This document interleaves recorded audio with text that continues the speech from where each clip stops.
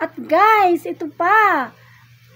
Wag daw magturo sa kamay. Wag mong gawin yan guys, lalo na sa reels. Dahil darating ang araw, ma-violation ka niyan. Kaya iwasan na ang pagturo-turo sa kamay guys. Wag na natin, kung mag-content tayo, wag na lang tayo mag-action sa kamay. Di ba guys? Dahil meron na namang isa nating kasamahan na content creator ang na-violation yan. Kaya ingat tayo guys sa ating paggawa ng mga content. Hindi na tayo mag-action sa kamay. Dahil mamaya magkamali pa tayo ng action. O, diba guys? Huwag na tayo magduro-duro or ano pa dyan. O, diba? Ay nako, nakakalito na talaga.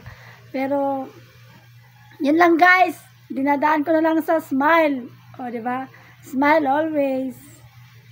Yun lang guys. Sana may natutunan. Follow me for more updates guys. I love you sa inyong lahat guys.